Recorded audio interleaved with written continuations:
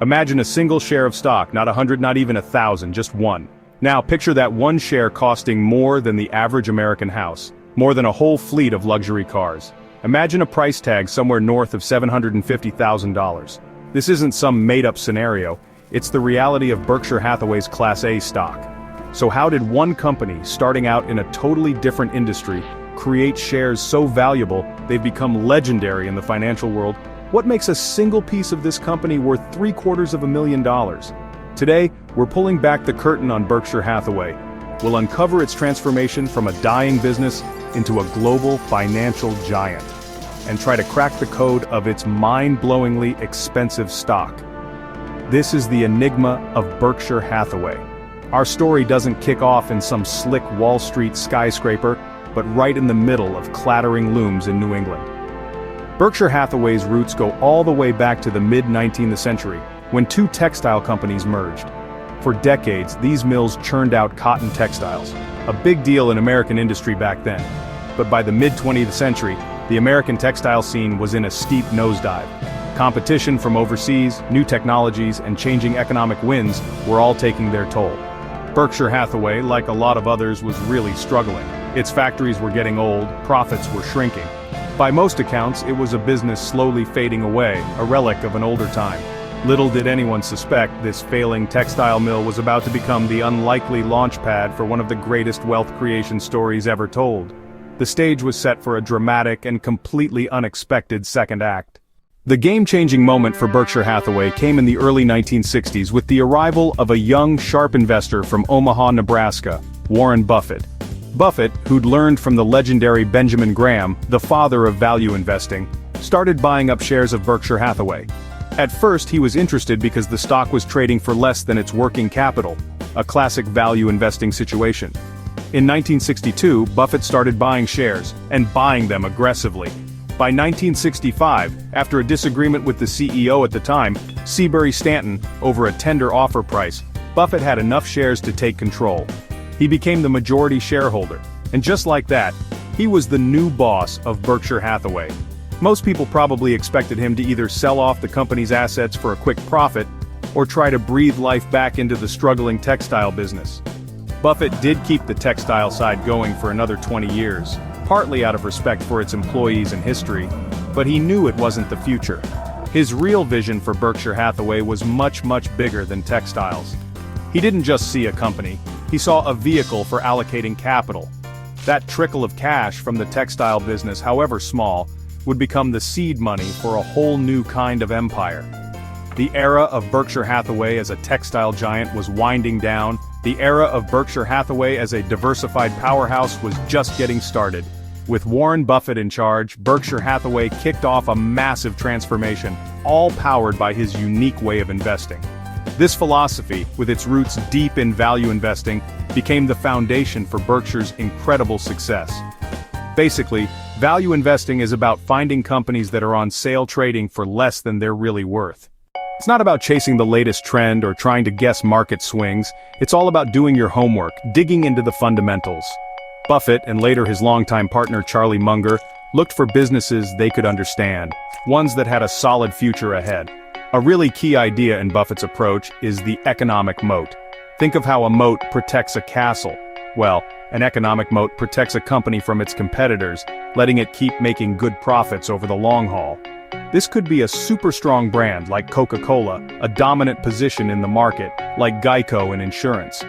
Buffett hunted for these tough, resilient businesses, and he wasn't looking for a quick flip. He wanted to hold on to these gems for years, decades even. This wasn't about getting rich quick. It was all about patience, discipline, and the incredible power of compounding. Buffett knew that building real wealth is a marathon, not a sprint. He preferred buying great companies at a fair price over fair companies at a great price, then just letting that compounding magic do its thing over time. This patient, value-focused approach was a world away from the get-rich-quick frenzy you often see in financial markets. Buffett's first big strategic move for Berkshire Hathaway: insurance. In 1967, Berkshire bought National Indemnity Company, an insurer based in Omaha. This was a brilliant move, not just because of the profits from selling insurance, but because of something even more valuable: insurance float. So, What's float? It's basically the money an insurance company holds onto after collecting premiums but before paying out claims.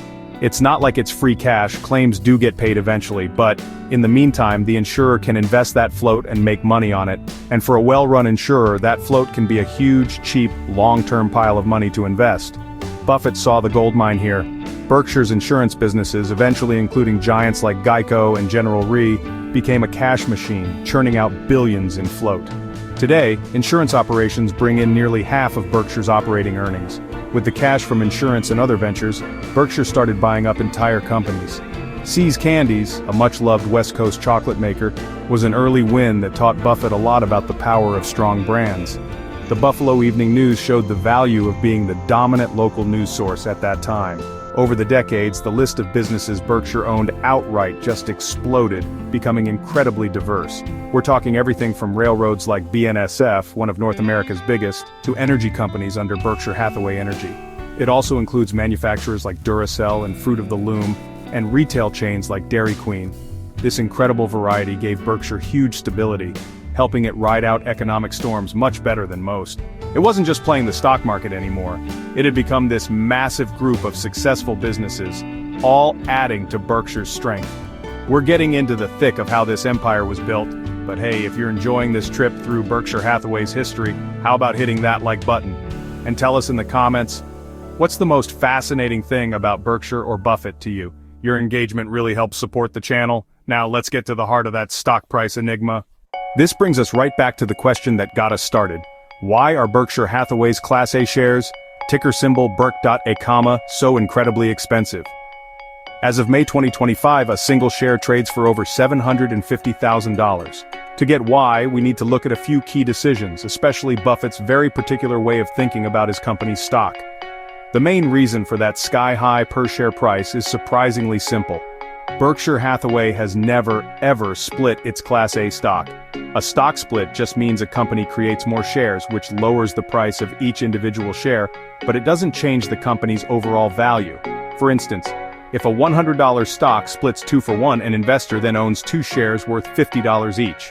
Most companies do this from time to time, making it easier for everyday folks to buy their shares. But Buffett? He dug his heels in against splitting Class A. His thinking? He wanted to attract serious long-haul investors who were on board with building value over decades, not quick-buck speculators.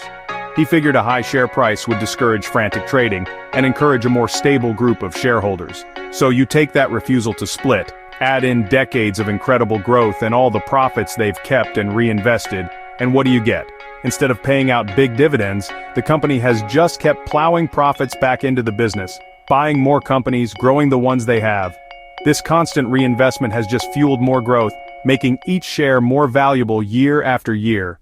Now, Buffett wasn't totally oblivious to the fact that the Class A price tag was a bit much for most people. So in 1996, Berkshire introduced Class B shares, often called Baby Bs, designed to be a more affordable way in. Initially, they were worth 1/30th of a Class A share's value and voting rights. After a later split, they now represent 1/1,500th of the economic value and 1/10,000th of the voting rights of a Class A share. So smaller investors could get a slice of Berkshire without needing a second mortgage, while the original Class A shares kept their premier status. So the mystery of the $750,000 stock isn't some Wall Street wizardry, it's the direct result of a very deliberate long-term strategy. Never split the Class A shares, always reinvest earnings, and let the power of compounding do its incredible work for over half a century. Fast forward to today and Berkshire Hathaway is an absolute giant on the global financial stage, still based in Omaha, Nebraska. It's a multinational conglomerate with a market capitalization that's flirted with and even crossed the $1 trillion mark. Its influence is felt in dozens of industries. It runs on a decentralized model. Buffett and his core team handle the big money decisions, but the actual businesses are run by their own managers. This gives those managers freedom and makes them accountable. Its stock portfolio is still a huge chunk of its value, though it's heavily weighted in just a few big names. As of early 2025, some of its major holdings included tech giant Apple, credit card company American Express, the iconic Coca-Cola, Bank of America, and energy firm Chevron. These top holdings make up a huge piece of the portfolio's value. And beyond the stocks, Berkshire owns a mind-boggling collection of actual businesses outright. Its insurance arm with Geico, Berkshire Hathaway Reinsurance, and General Re is still a cornerstone. The BNSF Railway is a vital part of America's infrastructure. Berkshire Hathaway Energy powers millions of homes and businesses. And then there are all the manufacturing, service, and retail businesses. Names like Duracell, Fruit of the Loom, See's Candies, and Dairy Queen, that you probably recognize. All this variety provides incredible stability. Even when the economy gets rocky, Berkshire's wide net of businesses often helps it do pretty well. For example, in 2025, Berkshire Hathaway's stock actually outperformed the wider market in the early part of the year. People often point to its unique portfolio. It doesn't just copy the market, and its massive cash pile, around $321 billion at the end of 2024. That mountain of cash gives Berkshire incredible firepower to snap up big companies or make smart investments when good deals pop up, especially when the market's having a tough time. Now with Warren Buffett in his 90s, a big question on everyone's mind is, what's next for Berkshire? Who takes over? Buffett's been pretty open about the succession plan. Greg Abel, who currently looks after Berkshire's non-insurance operations, is lined up to be the next CEO. Investment decisions will likely fall to Todd Combs and Ted Weschler, who've been managing bigger and bigger chunks of Berkshire's portfolio for years. Buffett's always stressed that Berkshire's culture and its way of operating are built to last, to keep things running smoothly even after he's gone. Those core ideas, value investing, being smart with money, thinking long-term, they're baked into the company's DNA. The goal is for Berkshire to keep on thriving long after its legendary leader is no longer calling the shots. Berkshire's legacy? It's huge and it's got a lot of layers. It's a powerful example of how value investing and patient money can win. It's the story of how a textile mill on its last legs was turned into one of the world's biggest and most respected companies. And of course it's the story of Warren Buffett himself, whose wisdom, honesty, and unique take on business and investing have made him a global icon. Now, being this big isn't without its challenges. It's getting tougher to find deals big enough to really move the needle for a company of Berkshire's size. But those founding principles, buying and holding good businesses, staying financially strong, trusting good managers, those are timeless. So, from a little textile mill in the 1800s to a global financial giant today with a stock price that just blows your mind, Berkshire Hathaway's story is pretty incredible. That $750,000 price tag on a Class A share, it's more than just a number. It's a symbol of decades of smart investing, careful planning, and sticking to a long-term game plan. It's a story built by the brilliance of Warren Buffett and Charlie Munger, their dedication to value investing, their clever use of insurance float, and their knack for picking strong, lasting businesses. And that decision to never split the Class A stock? Unconventional, sure, but it's created this unique legacy, attracting a special kind of investor and making BRKA a legend all on its own. Berkshire Hathaway isn't just a pile of assets, it's a philosophy in action. It's a masterclass in how patience, common sense, and focusing on real value can build an empire that lasts. So that mystery of its super high stock price, at the end of the day it comes down to steady long-term success, all intentionally packed into those shares. So, what do you think about Berkshire Hathaway's amazing story and its one-of-a-kind stock? Drop your thoughts in the comments below. If you like this look into Berkshire and want more stories behind big companies and financial head-scratchers, definitely subscribe and hit that notification bell. Thanks for watching.